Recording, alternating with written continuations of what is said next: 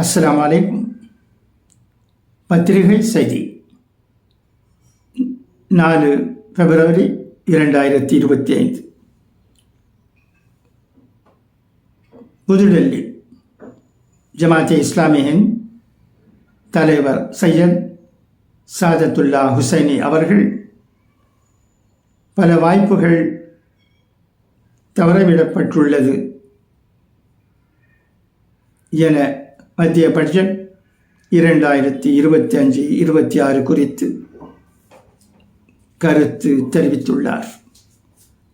ஊடகங்களுக்கு அளித்த அறிக்கையில் ஜமாத்தே இஸ்லாமியின் தலைவர் மத்திய பட்ஜெட்டில் 2025-26 வருமான வரி குறைப்புகள் போன்ற பல நல்ல அம்சங்களை நாங்கள் பாராட்டுகிறோம். தள்ளுபடி வரம்பை ரூபா 12 லட்சமாக உயர்த்தியது மற்றும் நடுத்தர வர்க்கத்திற்கு பயனளிக்கும் வகையில் வருமான வரி விகிதங்களை சீராக்கியது, வரி செலுத்துவோரின் கைகளில் செலவழிக்க வருமானத்தை விட்டு வைப்பது வளர்ச்சிக்கு காரணமாக இருக்கும்.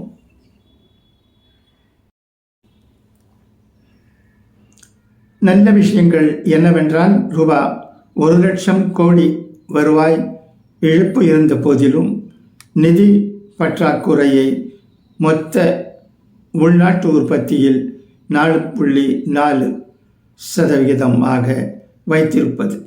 இது நமது கடன் வாங்குதலை கட்டுப்படுத்துவதை உறுதி செய்யும்.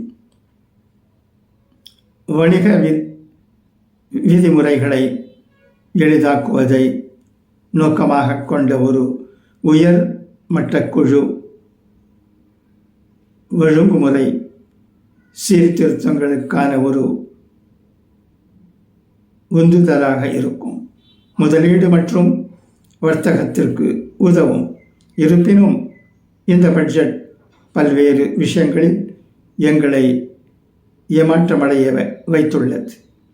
கடுமையான வாழ்வாதார நெருக்கடியின் அடிப்படையில் அதிக அளவில் இளைஞர்களின் வேலையின்மை, மூலதனம் மற்றும் விவசாய வளர்ச்சிக்கு குறைந்த மொத்த உள்நாட்டு உற்பத்தி,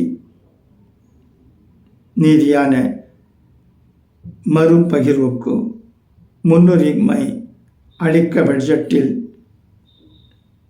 தீவிர கொள்கை மாற்றங்களை மேற்கொள்ளவும், சமமான வளர்ச்சி, சமத்துவமின்மை, வேலையின்மை மற்றும் புறக்கணித்தல் ஆகியவற்றை நிவர்த்தி செய்வதற்கான திறமையான நிர்வாகத்திற்கு முன்னுரிமை அளிக்கவும் நிதி மந்திரி ஒரு நல்ல வாய்ப்பாக இருந்தது. ஒரு விநியோக முறை உத்தியிலிருந்து வணிக வளர்ச்சி மற்றும் வரி சலுகைகளில் கவனம் செலுத்தவும், குடிமக்களின் வாங்கும் சக்தியை அதிகரிப்பதை நோக்கமாக கொண்டும் நுகர்வு தூண்டுதல் மற்றும் நல திட்டங்களை மேம்படுத்த ஜமாத்தே இஸ்லாமியின் பட்ஜெட் முன் பரிந்துரைகளை நிதி மந்திரியிடம் சமர்ப்பித்திருந்தது. துரதிருஷ்டவசமாக பட்ஜெட் 2025-26 நோக்கும் போது எங்களது பரிந்துரைகள் புறக்கணிக்கப்பட்டுள்ளன என்பதை அறிய முடிந்தது. இந்த பட்ஜெட் பல்வேறு வாய்ப்புகளை தவறவிட்டுள்ளது. மத்திய பட்ஜெட் 2025-26 விரிவாக்கப்படக்கூடியதாக இருக்க வேண்டியதாகும். ஆனால் அதற்கு பதிலாக மொத்த செலவினங்கள் கிட்டத்தட்ட 1 லட்சம் கோடியாக குறைக்கப்பட்டுள்ளன. இது சமூக செலவினங்களில் தாக்கத்தை ஏற்படுத்தும். மேலும் ஏழைகளின் அவல நிலையை மேலும் அதிகரிக்கும் என கூறினார்.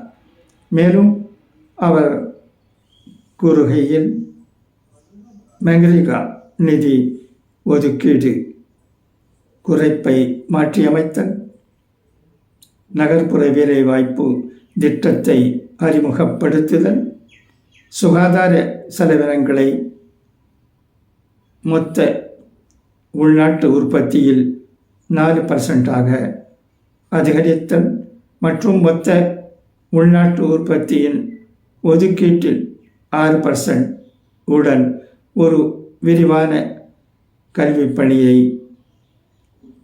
தொடங்க நாங்கள் கோரியிருந்தோம். இவை அனைத்தும் கவனிக்கப்படவில்லை.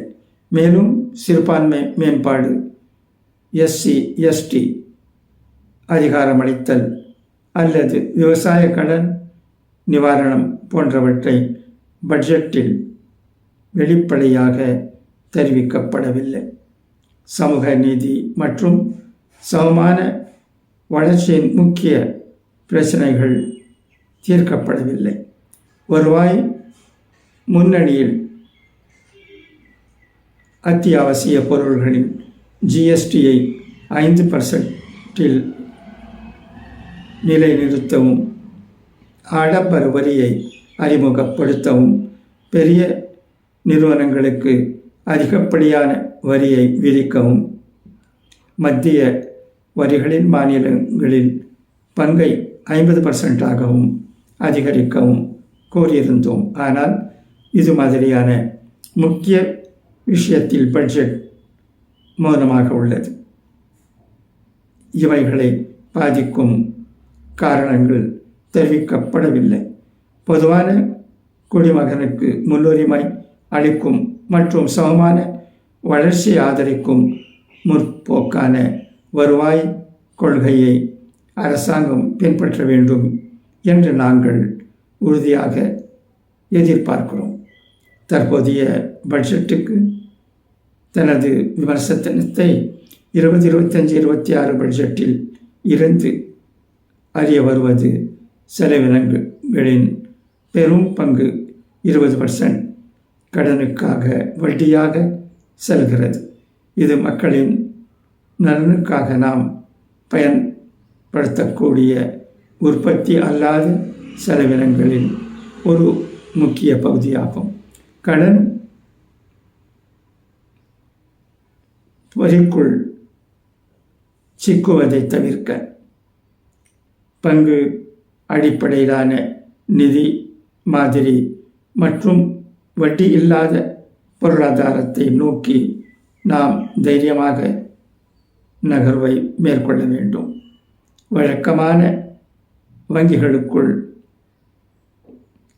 ஈக்குவிட்டி அடிப்படையிலான வட்டி இல்லாத வங்கி முறையை நாம் இணைத்து கொள்வது ஒரு தொடக்கமாக இருக்கும்.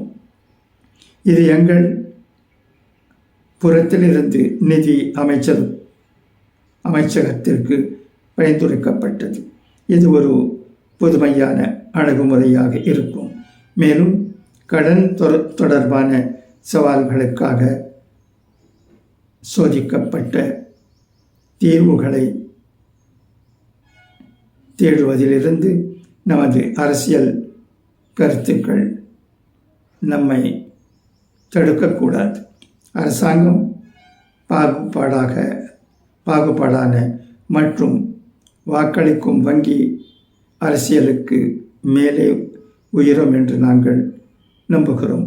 மேலும் நாட்டின் அனைத்து குடிமக்களுக்கும் பயனளிக்கும் பொருளாதார கொள்கையில் உண்மையான மாற்றத்திற்கான ஒரு கருவியாக பட்ஜெட்டை வைத்திருப்போம் என கூறி முடித்தார்.